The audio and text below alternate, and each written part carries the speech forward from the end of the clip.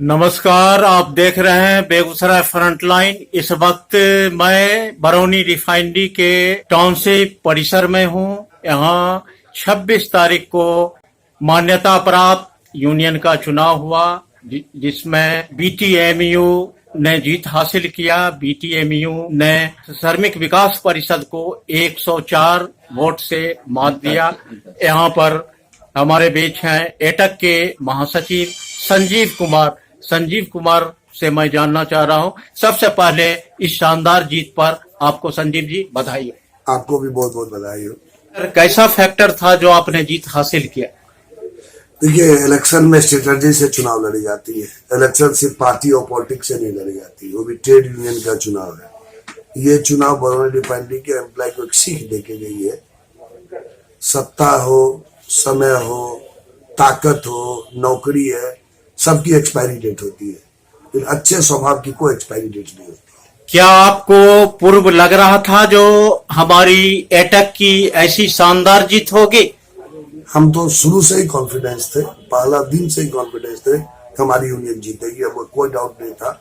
ये तो उनको सोचने की जरूरत है कि इन्होंने जातवाद, बीजेपी, भगवा ये कर दिया है। एक बात तो क्लियर हो लीजिए, पिद्दा सा वर्कमैन है, और वर्कमैन कोई पॉलिटिकल पार्टी तो हमें नहीं। मंत्री आ गए, कैबिनेट मिनिस्टर आ गए, राज्यसभा एमपी आ गए, सुने डिप्टी सीएम भी आ गए, विधायक भी आ गए, यूपी के एमपी थे, यूपी के विधायक लगे हुए थे। ये उन लोगों को सोचने की बात है कि मजदूरों का हक कौन कर सकता है। वो बरौनी रिफाइनरी के कर्मचारी ने दिखा दिया, और ये हम लोग की हैट्रिक जीते लगातार। आपकी जीत हो गई, बीटीएमयू की जीत हो गई। आप श्रमिकों के लिए सबसे पहले कौन सा काम करेंगे? एक्चुअली क्या है कि जो लड़ाई था 26 तक ही था। 26 के बाद हमारी यूनियन रिकॉग्नाइज हो गई। अभी सब वर्कमैन हमारे हैं, चाहे वो हमको वोट दिए उनको भी धन्यवाद, जो वोट ना दिए उनको भी धन्यवाद।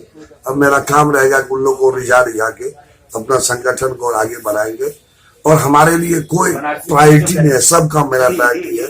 364 24/7 जो कर्मचारी के हक का काम है वो हम लोग जरूर करते हैं और आगे भी करते रहेंगे। जैसे हमने विश्वास दिलाया उसका हम डबल विश्वास दिलाएंगे। बरौनी रिफाइनरी का हॉस्पिटल का खास्ता हाल है, इस पर आप क्या? एक्चुअली ये हम लोग का प्रायोरिटी एजेंडा में है। हॉस्पिटल हम लोग का एजेंडा है, स्कूल एजेंडा है। इसको हम लोग कितना अच्छा से अच्छा कर सकते हैं, इसको हम लोग करेंगे। हम देखिए, ये सर्विस सेक्टर है, हॉस्पिटल, कैंटीन, स्कूल, ये कोई प्रोडक्शन नहीं देती है। ये सर्विस सेक्टर इंप्रूवमेंट का जरूरत है। हम लोग खुद सेटिस्फाइड हैं, लेकिन हम लोग लगे हुए हैं कि लोगों को भी इंप्रूव करके एक वर्ल्ड स्टैंडर्ड को हम लोग करेंगे। क्या सबके साथ आपका विश्वास, अच्छा भावना जुड़ा रहेगा सबके साथ? मेरे जीतने का एक ही फॉर्मूला है कि मैं जातवाद नहीं करता हूँ, क्षेत्रवाद नहीं करता हूँ, धर्मवाद नहीं करता हूँ, न मैं कोई युगो रखता हूँ। मैं सिर्फ इतना ही जानता हूँ कि हम बरौनी रिफाइनरी के कर्मचारी हैं। कैंपस में एक बरौनियन है, उसकी कोई जात नहीं, उसकी एक जात है वर्कमैन जात, और हम सबको एक साथ लेके चलते हैं।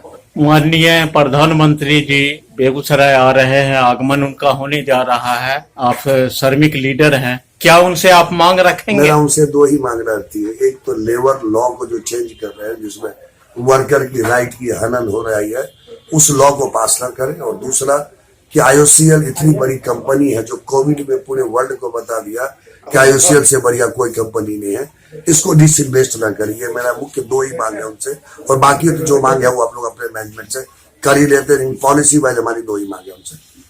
सबसे बड़ी बात रही, आपके पार्टी में वामपंथी में बहुत सारे लोग एटक यूनियन से जुड़े हैं। एटक यूनियन के राष्ट्रीय महासचिव उषा सहनी भी है।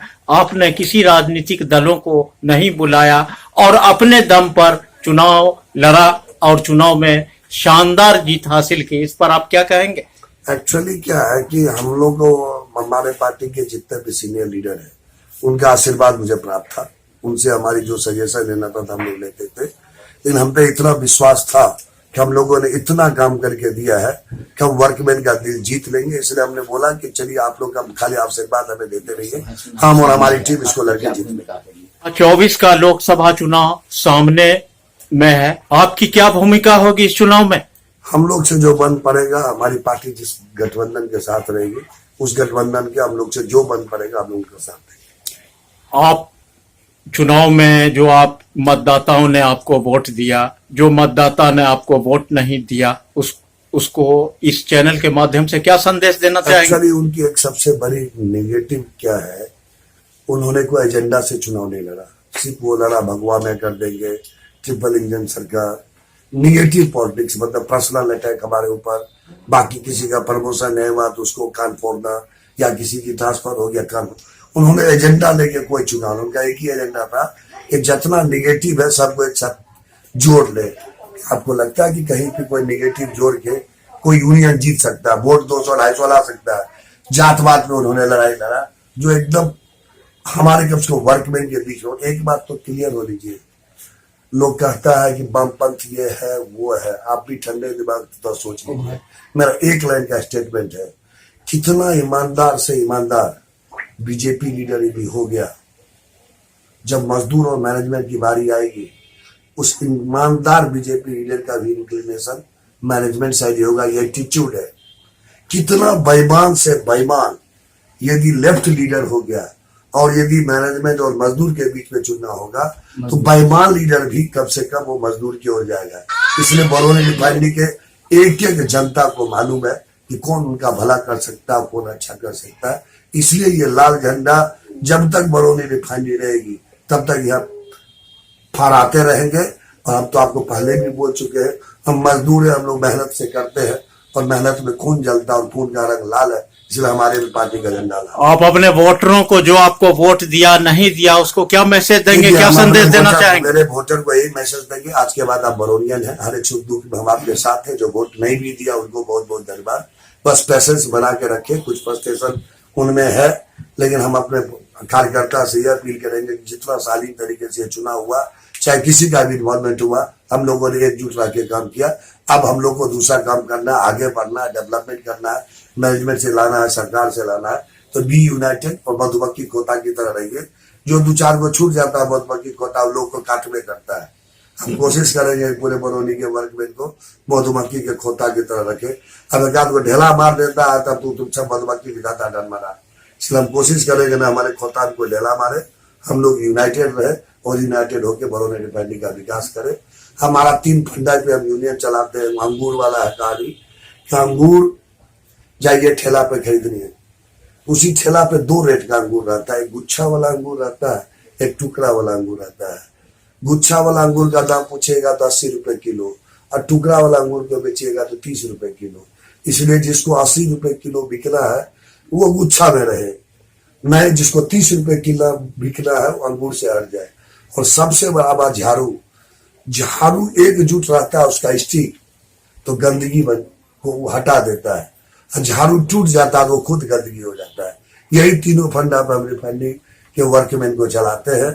हमारी कोशिश रहेगी जो जो वोट ले दिया उनको भी हम साथ लाए, उनका भी डेवलपमेंट करें और बरौनी रिफाइनरी का डेवलपमेंट। चलिए, अभी हमसे बात कर रहे थे एटक यूनियन के महासचिव संजीव कुमार ने शानदार जीत के बाद लोगों को थैंक्स दिया। सबका साथ, सबका विकास, हम लोग सारे कर्मचारी हैं, रिफाइनरी के कर्मचारी हैं और इसकी प्रगति पर बात करेंगे। देखते रहिए बेगूसराय फ्रंटलाइन। मिलते हैं अगली वीडियो में। धन्यवाद।